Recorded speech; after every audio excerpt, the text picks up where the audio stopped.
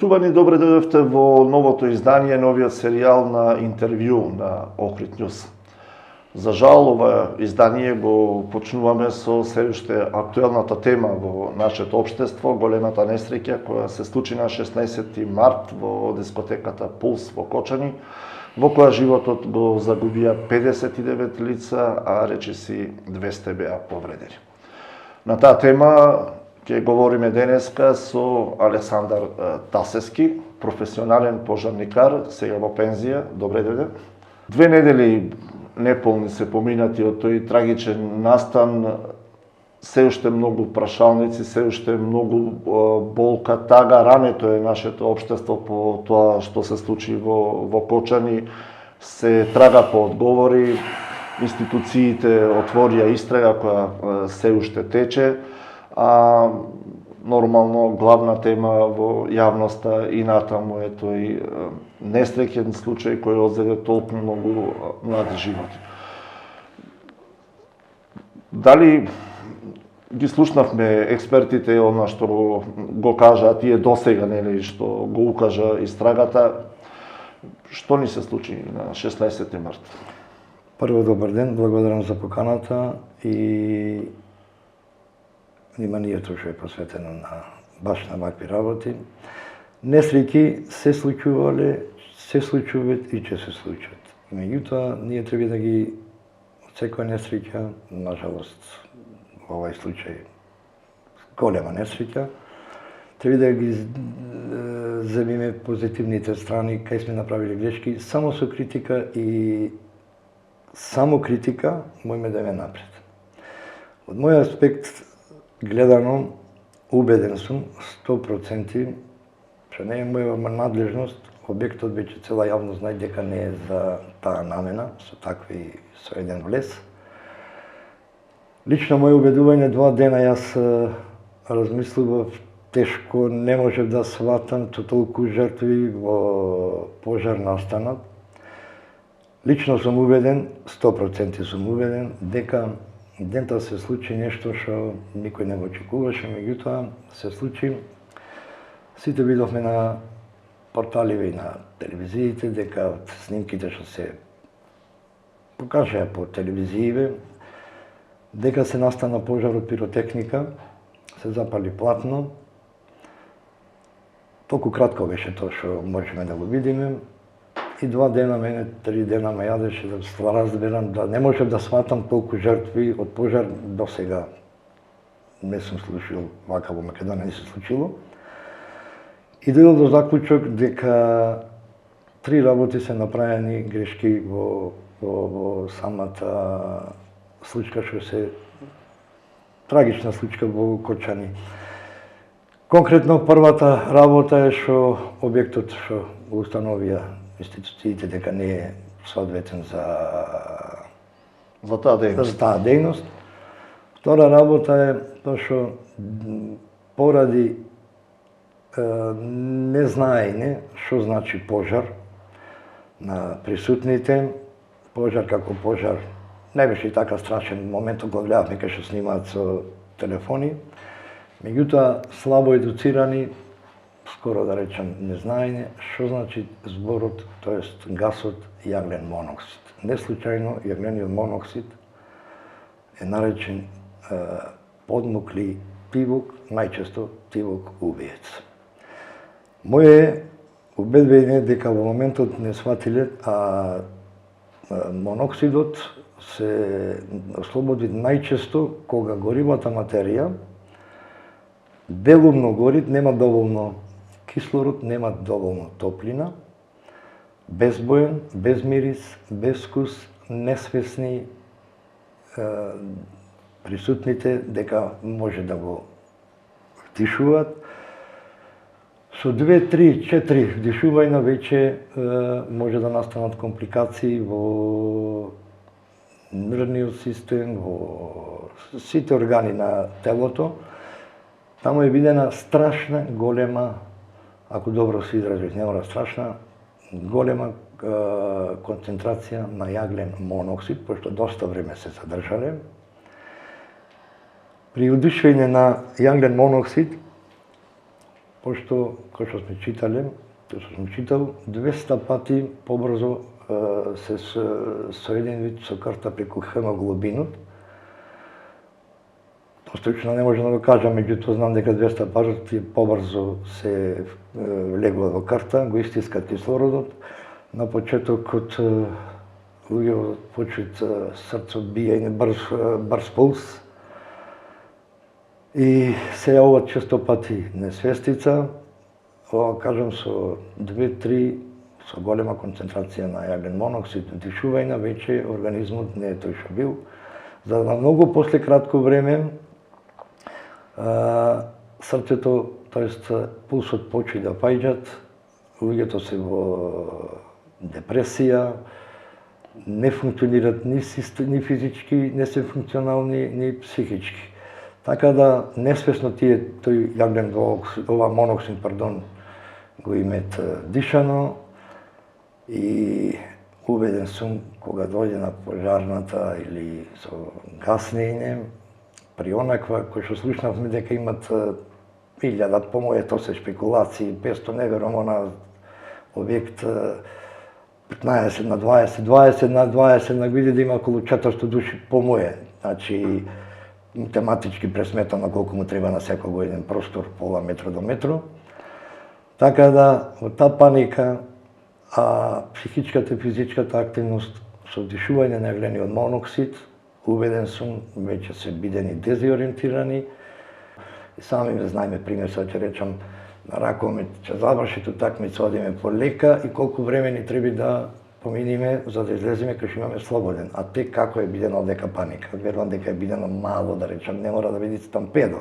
Не може да биде стампедо, меѓутоа настаната гужва, дезориентирани луѓе во Тесно грло. Тесно грло и се случи тоа што се случи. Меѓутоа, јас од мој аспект, не е моје да судам, не ни судам, Боже мили, се знајт на пожар кој вршит, мене другиот факт појче ме заболи, искрено да ви кажам, се знајт кој обезбедвит во случај на пожар, тоа е полицијата. Значи, не може се знајде, значи, дека никој натре не сме да влецит, кој што слуша по медиуми, дека имало личности што спасиле, секој им чест, личности што влегле да спасуват, на жал останале натре, буквално ради тој јаглен моноксид. Едно детенце, секоја му чест, барем кој што прочитав, ставила водена карпа или маичка, што тоа не е професионално, меѓутоа се сетил Во вонредни услови, значи го понела таа желба ко млад да помогне, секоја чест, секоја друго влегување натре е многу опасно и погрешно и затоа резултира, па убеден сум неколку души се што бидени натре да спасват наместо да направат нешто подобро. Ето, но се случило тоа што се случи, како и со Андреј ли беше? Андреј Пејачот на ДНК. Полицијата требаше да го обезбеди просторот, никој, пак ќе повторам, баш никој сем противпожарната единица не смеела да влезе натре. Сега, дали немал никој кој да му кашит, дали не биле до сега припремани, дали се очени со ваква работа.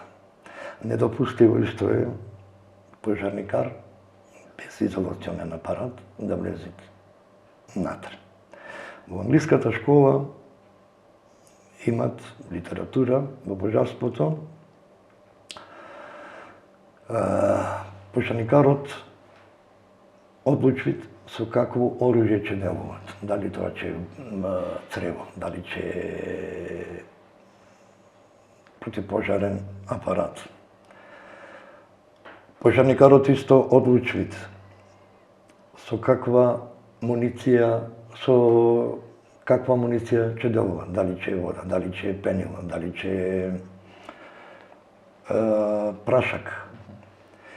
И на крај пожарникарот одлучи со каков калибар ќе делуваат, дали со И од кој обем? млас со вода, дали распрскан млас, дали пенило, дали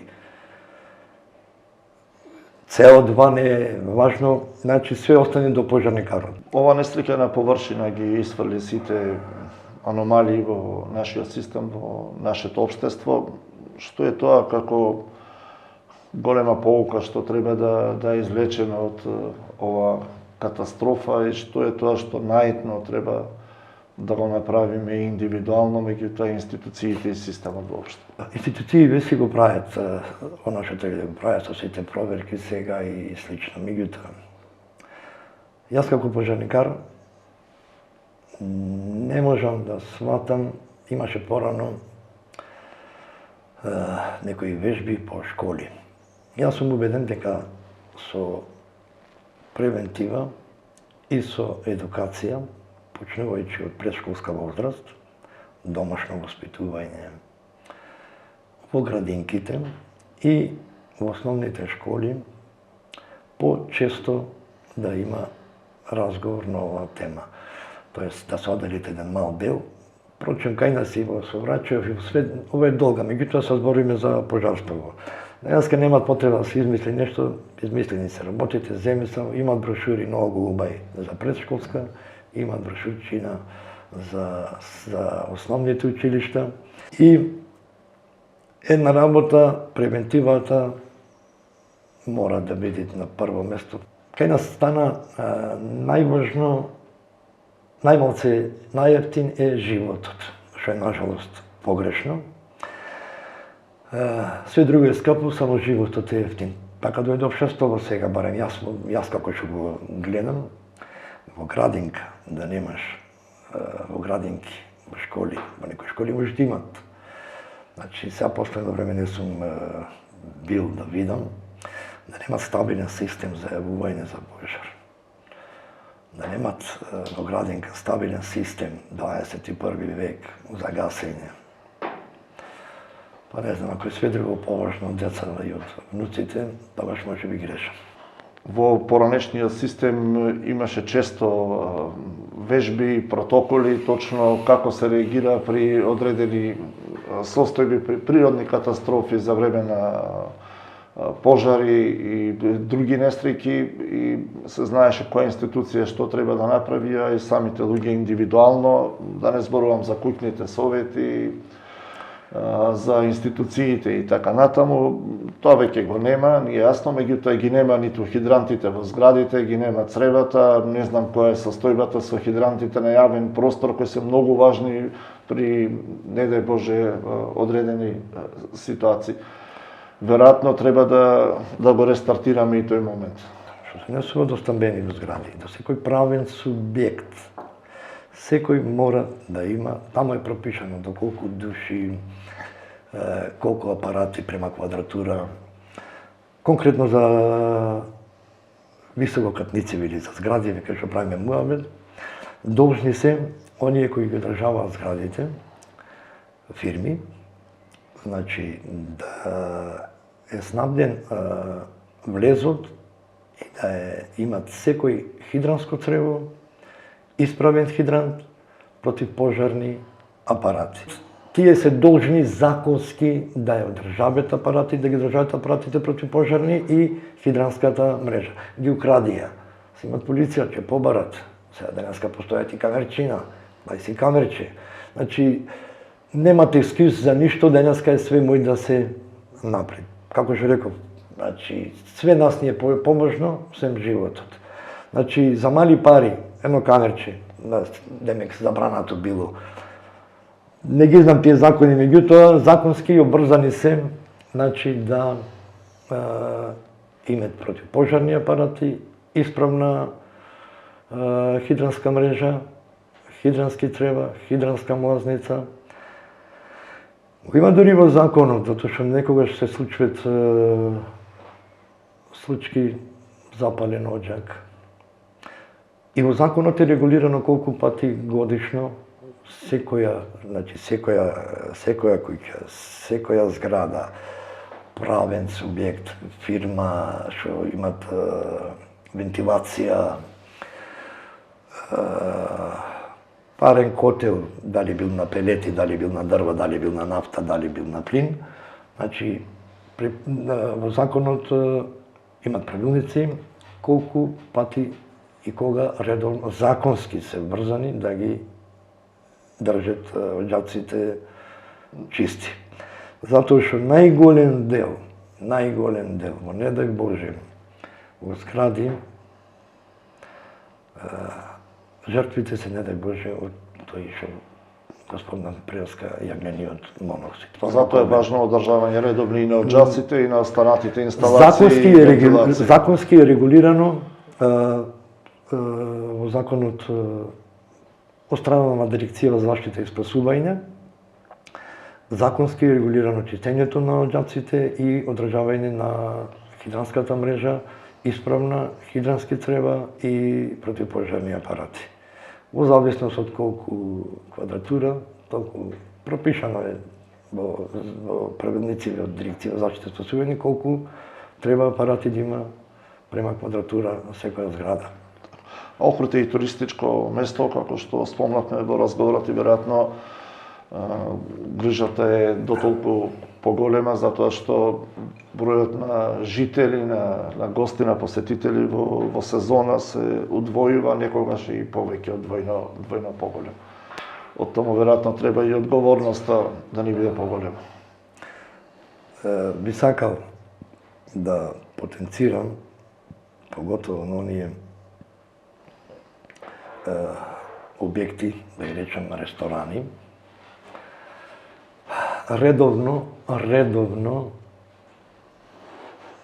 надвор од тоа што законски дека треба да имаат противпожарни апарати, редовно да се проверуваат хаубите, така ги викат во кујните, редовно вработените во кујната, доколку дојде до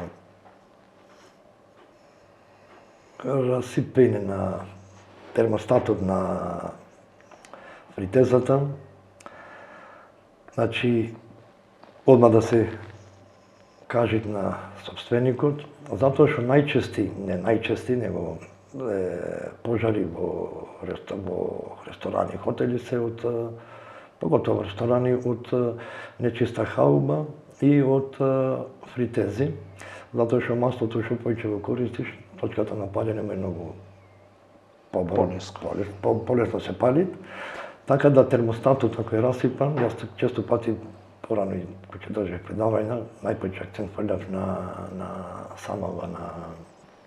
самава кујна и во домаќинство исто што спомнавме за деца учење, за нас учење, повзрастниви или било која возраст, фрижидерите на она место кај што имаат простор за ладење, ние сме научени на фрижидер да клајме нешто само згора клај.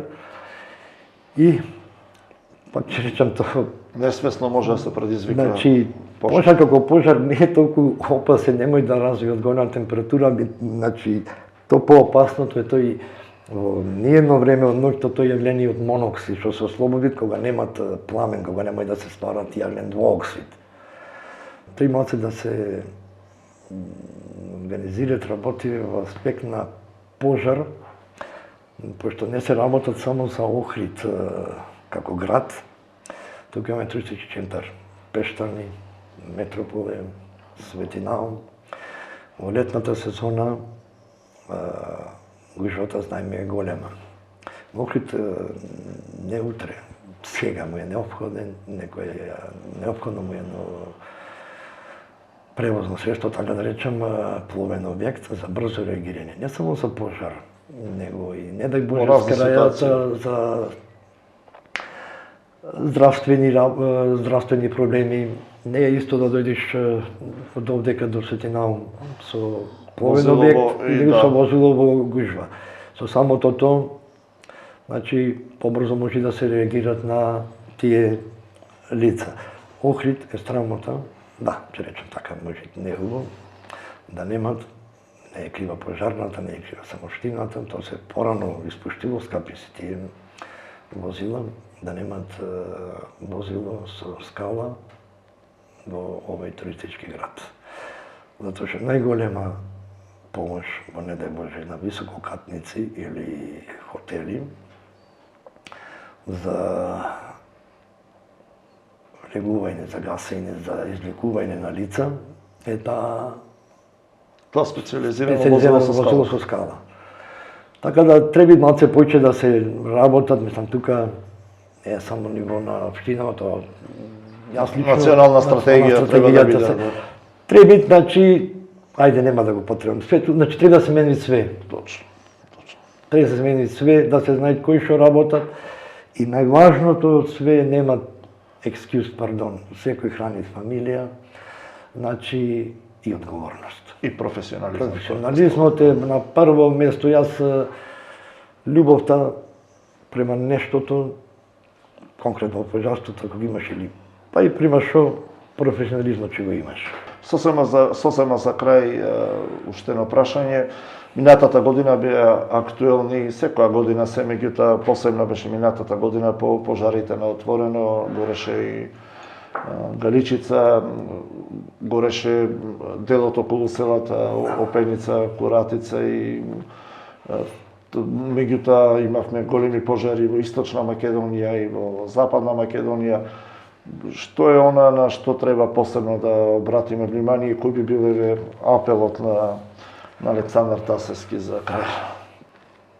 Пак ќе речам, само со критика, со аргументи и со само критика можеме да ме напред. Оно што се случише на Галичица беше толку неорганизирано. Свака им час на противпожарна веденица, на спасителнава служба од Галичица, овие од кај Национален парк и спасителнава служба за спасување на планина. Да. И на местно население од Љубаништа, барем за тој дел, и на граѓани од Охрид, меѓутоа видовме дека немате успех. Јас бев страшно, пак го употребам многу тој збор страшно, изненаден во негативна смисла. Во 30 години работен век, јас не сум видел толку авиони и хеликоптери. Беспотребно да се трошат средства и авиони на онакви места стрмни, значи, ни малце не се важни. Да резимирам, значи потребна е превентива, едукација, добра координација од пожарново со други институции, се седвит, ако не знаеме како ние имат, пример, јас шведската школа ја припраштам, ние правиме, практикуваме, се запали, ојме да гасиме. Ти кај чевеш мамо, ја чудувам, нема во... Значи се пред состанок со релевантните пожарна и другите, шо горит, кај горит. Дали имат човечки, дали имат туристи конкретно за Галичица, дали имат лица, дали имат овчари, дали имат стока. Тоа е приоритет. Немат, имат објект, приоритет. Шумски пожар не се гасат. Шумски пожар се чекат или се прават појаси.